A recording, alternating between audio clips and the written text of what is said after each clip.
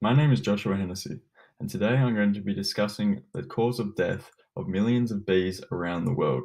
The cause I'm talking about is known as colony collapse disorder. Colony collapse disorder occurs when mature worker bees disappear from the hive, leaving the queen, her young, and her nurse bees to fend for themselves with no one to collect pollen to feed them.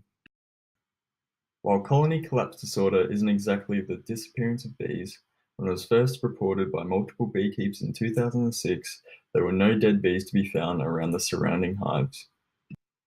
Due to the effects of colony collapse disorder, bumblebees and Hylias bees have both been put on the endangered list.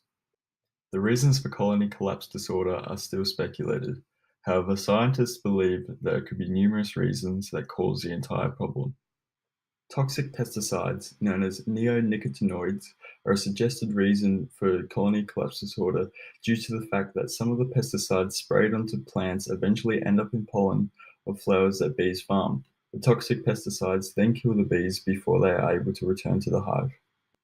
Parasites that disease and kill bees that pesticides previously mentioned are meant to kill are also speculated to be part of the reason for colony collapse disorder, although are not likely to be the sole reason, as these parasites have been around long before colony collapse disorder began. The most considered reason for colony collapse disorder is the increase in metropolitan areas that destroy the habitat of bees, leaving less and less pollen for bees to farm to support their hives. Bees are one of, if not the most important animal in the ecosystem, as they and other animals such as birds are pollinators. Cross-pollination helps grow up to 30% of our own crop and 90% of wild flora. This means without bees, there would be far less food for both humans and other animals to eat, causing a large drop in population and extinction for many other land species that live on the wild flora. Due to colony collapse disorder, bees have been decreasing majorly, with the United States alone having a 25% loss of its bees since 1990. However, a graph provided by the National Agricultural Statistical Service shows an increase in beehives since 2008 within the United States, after it had previously been plummeting from 6 million bees in the 1940s after World War II. This growth may have been due to an upsurge of films that raised the awareness of the importance of bees, such as The Vanishing of Bees, directed by Mayim Hanine, or everyone's favorite Bee Movie, directed by Simon J. Smith. Both of these films depict how important bees are to the world.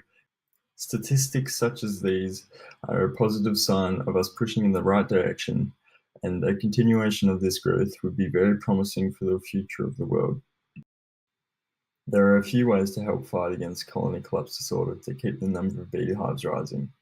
You can do this by understanding the pesticides around your house, which is very important to keep bees from being poisoned, but is also important because you still kill the parasites that kill bees. Another way is by donating to local beehives or simply by buying their honey to allow them to support their surrounding flora.